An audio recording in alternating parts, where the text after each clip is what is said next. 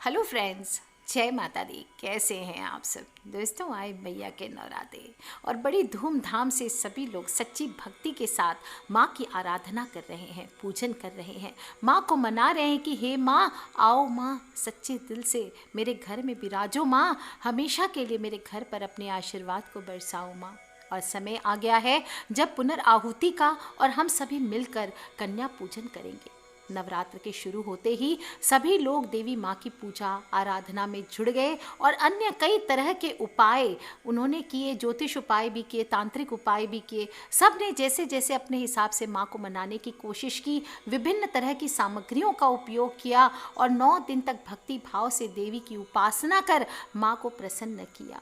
मैंने बताया कि जो लोग भी जीवन में धन, सुख, संपत्ति, वैभव, मन चाहा जीवन साथी चाहते हैं, वो छोटे छोटे उपाय करें, वो आपने किए। और साथ ही साथ माँ के संकेतों को भी बताया कि माँ आपके ऊपर प्रसन्न है, इनके क्या संकेत है। और जीवन में धन, सुख, संपत्ति, वैभव, मन चाहा जीवन साथी, इनको पाने के लिए मनुष्य कई तरह का प्रयास करता है, लेकिन कहते हैं ना कि समय से पहले और भाग्य से अधिक कुछ नहीं मिलता। और तंत्र एक ऐसी विद्या है जो ग्रहों के चाल व्यक्ति के अनुकूल करके उसकी मन चाही चीज़ उसे प्रदान करती है। तंत्र शास्त्र में कार्य सिद्धि के लिए अनेक तरह के उपाय बताए गए हैं। उनमें से विशेषकर जो लौंग का टोटका होता है, उसे नवरात्र पूर्ण होने से पहले दशहरा तक कभी भी आप कर लेते हैं तो देवी दुर्गा की कृपा पाई जा सकती है। आप चाहें तो नवरात्र के बाद भी दीपावली के पहले इस उपाय को करें, सूर्य या चंद्र ग्रहण आएगा उसमें कर सकते हैं। ये बहुत अधिक फलदायी होता है, सफल होता है। लौंग जो कि सेहत के लिए सेहतकारी माना जाता है, किचन में होता ही है, चाय में, बहुत सारी चीज़ों में काम आता है, लेकिन खासकर नवरात्र में लौंग का इस्तेमाल ज़रूर किया जाना चाहिए। माता के भोग में लौंग का होना उस पूजा और भोग को पूर्णता प्रदान करता है। जैसे भगवान विष्णु के भोग में हम तुलसी पत्र डालते हैं, वैसे ही माता रानी के भोग में अगर आप लौंग डालते हैं और फिर लौंग को प्रसाद के रूप में ग्रहण करते हैं तो इससे भक्तों पर देवी माँ की कृपा बनी रहती है। लौंग को देवी का प्रिय वस्तु माना गया है और इससे जुड़े अगर आप उपाय करते हैं तो इससे आपके दुर्भाग्य का नाश होता है, रुके हुए काम पूर्ण होते हैं और कहा जाता है जो भी बाधा आ रही है जीवन में वो भी दूर हो जाती है। पान के पत्ते में 2 लौंग डाल करके माता को ज़रूर समर्पित करिए। आप ये जो नवरात्र पूर्ण होंगे उसके पहले इस काम को ज़रूर कीजिए और लौंग पूरी तरह से साबुत हो, बस इस बात का आपको ध्यान रखना चाहिए। जब आरती करेंगे तो उसमें कपूर में 2 लौंग डाल करके आरती कीजिए। इससे भी आपकी आर्थिक समस्याएं दूर होगी। और सफलता पाना चाहते हैं तो जलता हुआ कपूर को जलाकर उसमें लौंग की आहुति दे दीजिए और फिर इसकी जो राख बचेगी इसको अपने माथे पर तिलक करके या गले पर तिलक करके आप जिस काम को करने के लिए जाएंगे उसमें आपको सफलता ज़रूर मिलेगी। दोस्तों, हम अक्सर बात करते हैं पैसों की। कुछ लोगों को प्रॉब्लम होता है कि पैसों की बातें क्यों होती है, लेकिन आपको बता दूं, बिना धन के आज के युग में आप किसी की मदद भी नहीं कर सकते। और अगर आप खुद ही आर्थिक संकट से जूझ रहे हैं, पैसों की बचत नहीं हो पा रही है, तो नवरात्र के अष्टमी या नवमी की शाम के समय माँ के सामने आपको सरसों के तेल का दिया जलाना है और उसमें 7 साबुत लौंग, फूल वाली, फूल के सहित डालना है आपको लौंग, ये ध्यान रखें। और वहीं बैठ करके आप 7 बार दुर्गा चालीसा का पाठ कीजिए। इसके बाद इसी दीपक से जिसमें आपने 7 लौंग डाला है उससे माता रानी की आप आरती करें। आपके पास 3 दिन रहेगा इस उपाय को करने के लिए। आप लगातार अगर हो सके तो 3 दिन तक लगातार कीजिए। ऐसा करने से आपके आर्थिक संकट दूर होंगे, बेवजह के खर्चों में कमी आती है, धन का संग्रह होने लगता है।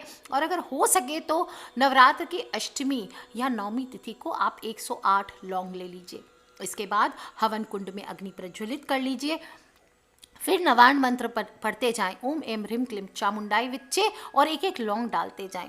पूरे लौंग समाप्त हो जाने के बाद शत्रुओं और विरोधियों के शांत हो जाने की माँ से प्रार्थना करें। और घर में अगर लगातार कोई बीमार हो रहा है, बार बार दुर्घटनाएं हो रही है, काम अटक रहे हैं, तो नवरात्र पूर्ण होने से पहले तेल में 3 या 4 लौंग डाल करके आप दीपक जलाइए और उसे अपने घर के सबसे अंधेरे कोने में लगा दीजिए। ऐसा करने से आपके घर की सारी नकारात्मक ऊर्जा दूर होने लगती है और धीरे धीरे घर में रोग और शोक कम होने लगते हैं। चाहे तो एक छोटा सा उपाय आपको और बता देती हूँ। अपनी उम्र के बराबर आप लौंग ले लीजिए और इसे काले धागे में बांध कर एक माला के जैसे बना लीजिए। थोड़ा कच्चा धागा ले लीजिए, काले रंग का सूत जो होता है सिलाई वाला, वही ले लीजिए और माला बना लीजिए। और इसे नवरात्र में आप कोई भी दिन नवरात्र पूर्ण होने के पहले देवी माँ को अर्पित कीजिए। इसके बाद अपनी मनोकामना को पूर्ण होने की प्रार्थना करें और इसे तब तक देवी के गले में पॉसिबल हो तो रहने दीजिए जब तक कि आपकी मनोकामना पूर्ण ना हो। और मनोकामना पूर्ण हो जाने के बाद माला को जल में प्रवाहित कर दीजिए। जो लोग भी शादी विवाह के लिए उपाय करना चाहते हैं, ज़्यादा उपाय मैं नवरात्र में इस बार नहीं करा रही, आप सभी को सिर्फ साधना करनी है, मंत्रों के जप करने हैं, शांति मन से माँ को मनाना है। लेकिन जो लोग भी अविवाहित हैं, जिनकी शादी में रुकावटें आ रही हैं, उनके लिए भी लौंग हितकारी साबित हो सकता है। अपनी उम्र के बराबर लौंग लेकर के किसी पीले या लाल कपड़े में बांध कर एक माला बना लीजिए और फिर उसे नवरात्र में आपको माता को अर्पित करना होगा। इससे भी आपको लाभ की प्राप्ति होगी। ध्यान रखें, जो भी पुरुष माँ को चढ़ाएंगे वो माता के चरणों में इस माला को अर्पित करेंगे और जो महिलाएं इस माला को पहनाएंगी वो माता के गले में पहनाएंगी। दोस्तों, नवरात्र पूर्ण होने के बाद बहते जल में इस माला को आपको मनोकामना बोलते हुए प्रवाहित कर देना है। यदि कोई भी शुभ कार्य में बाधाएं आ रही है, किसी की बुरी नज़र लग गई है, बनते बनते काम बिगड़ रहे हैं, तो एक पीला नींबू ले लीजिए और 4 तरफ 4 लौंग इसमें गाड़ दीजिए और 21 बार ओम दुंग दुर्गाय नमः इस मंत्र का जप करके घर से निकलिए। आप देखिए आपका काम बनने लगेगा। दोस्तों, लौंग से ज़बरदस्त वशीकरण भी होता है। यदि आप किसी को वश में करना चाहते हैं तो अष्टमी हो, नवमी हो, दशहरा हो, इसकी मध्य रात्रि में किसी भी एकांत कक्ष में आप काले कंबल में आसन लगा करके बैठ जाइए। 7 लौंग अपनी बाएं हाथ की हथेली पर रख लीजिए, कुछ देर उसको देखते रहिए और फिर धीरे से अपनी मुट्ठी बंद कर लीजिए। अब जिस भी व्यक्ति को वशीभूत करना हो उसका नाम आपको 31 बार बोलना है। प्रत्येक नाम के साथ अपनी मुट्ठी पर फूंक मारते जाएं। अगले दिन ये 7 लौंग आपको जला देने हैं। ऐसा लगातार आप 3 दिन तक कीजिए, इससे वो संबंधित व्यक्ति आपके वशीभूत हो जाता है। यदि आपका बच्चा पढ़ाई में कमज़ोर है, परीक्षा में अच्छे अंक नहीं ला पाता है, याददाश्त कमज़ोर है, तो अष्टमी हो, नवमी हो या दशहरा के दिन हो, 11 साबुत लौंग ले लीजिए और इन्हें लाल कपड़े में बांधकर पूजा स्थल पे रख दीजिए और ओम गण गणपते नमः या ओम दुंग दुर्गाय नमः इस मंत्र की एक माला का जप कीजिए और अब इन लौंग को एक एक दिन बच्चे को खिलाते जाइए। इससे बच्चे की बुद्धि में तेजी से विकास होगा। दोस्तों, नवरात्र के 9 दिन में अगर लौंग से जुड़े ये खास उपाय आप करते हैं तो धन वैभव की प्राप्ति होती है और लौंग से जुड़े इन टोटकों के साथ आप देखेंगे कि आपका किस्मत चमकता चला जाता है, डायरेक्ट किस्मत कनेक्शन हो जाता है। बस कुछ विशेष सावधानियां आपको रखनी है। आपको ध्यान रखना है कि जो भी लौंग आप लेंगे उसमें से फूल तोड़कर नहीं निकालना है, बिल्कुल साबुत होना चाहिए और रोज़ शाम के समय कपूर में 2 लौंग डालकर ही माँ की आरती करनी चाहिए। ऐसा करने से धन से संबंधित परेशानियां भी आपकी अंत होगी। जो लोग भी व्यापारी हैं, बिजनेस वाले हैं, प्लांट के मालिक हैं, दुकानदार हैं, इन सभी का अगर काम ठीक नहीं चल रहा है तो आज के दिन आपको एक पान का बीड़ा, आप नवरात्र पूर्ण होने के पहले किसी भी दिन इस उपाय को कीजिए। पान का बीड़ा ले लीजिए और माँ के दुर्गा के मंदिर में अर्पित कीजिए। ध्यान रखें, उसके ऊपर 2 लौंग आपको दबाकर ज़रूर लगा देने हैं और अपनी मनोकामना बोलते हुए, परेशानी बोलते हुए, अपने व्यापार में सफलता की प्रार्थना करते हुए, धन लाभ की प्रार्थना करते हुए माँ को ये पान अर्पित कर देना है। अगर आपके घर परिवार में मतभेद ज़्यादा होता है, बैठे बैठे कलेश हो जाता है, लड़ाई झगड़े ज़्यादा होते हैं, घर में नकारात्मक ऊर्जा का प्रवेश हो गया है, किसी के भी जीवन में खुशियाँ नहीं आती, एक दूसरे को आंख से देख तक नहीं पाते, तो आपको इन नवरात्र पूर्ण होने के पहले माँ को पान का भोग लगाना है। और पान आप रेडीमेड किसी भी दुकानदार से बनवा लीजिए, पान लेकर के उसमें सुपारी ना डलवाएं। इसके अलावा उनको बोलिए नॉर्मल पान बना दे। पान के पत्ते पर आपको केसर और 2 लौंग ये रखना है और वहाँ बैठ करके दुर्गा स्तोत्र या फिर दुर्गा चालीसा या दुर्गा जी की नामावली का पाठ करना है। इसके बाद प्रसाद के तौर पर जितने मेंबर हैं उतने पान आप ले लीजिए। एक ही पान को टुकड़े टुकड़े करके आप सभी को खिलाएं। बेस्ट होगा कि अगर आप अफोर्ड कर सकते हैं कि तो सभी लोगों के लिए अलग अलग पान अरेंज करें और उसे माँ के सामने रख करके इस प्रकार से आपको पाठ कर लेना है। और फिर पाठ पूर्ण होने के बाद सभी को प्रसाद के तौर पर वो लौंग और पान आपको खिला देना है केसर सहित। आप देखेंगे आपके घर में कलेश अपने आप धीरे धीरे मिट जाएगा और नकारात्मक ऊर्जा समाप्त होने लगेगी। परिवार में प्रेम बना रहेगा। अगर आपको भी लगता है कि ये उपाय आपके लिए काम करता है तो नवरात्र के बाद भी आप किसी बुधवार के दिन ये उपाय कर सकते हैं, या आने वाली है दिवाली, आप दिवाली के समय भी इस उपाय को कर सकते हैं। दोस्तों, नवरात्र में दुर्गा चालीसा पढ़ने का विशेष महत्व आता है। 7 लौंग रख करके दुर्गा चालीसा का पाठ कर दीजिए और फिर भोजन में पीस करके उसे बुरक दीजिए लास्ट में, और घर के सभी मेंबर्स को खिला दीजिए। इससे भी घर में सुख शांति बनी रहती है।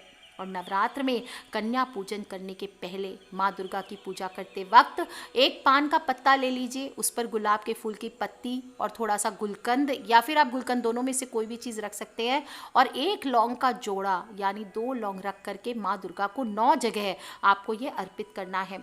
और फिर कन्या पूजन के बाद कन्याओं को एक एक करके 9 कन्याओं को ये पान खिला देना है। और पान अगर ना मिले तो आप सिर्फ लौंग से भी ये उपाय कर सकते हैं। 9 जगह आपको जोड़ा करके लौंग रखनी है, यानी 18 लौंग लेनी है आपको, और फिर इस पे बैठ करके पूजा करके कन्याओं को आपको खिलाना है।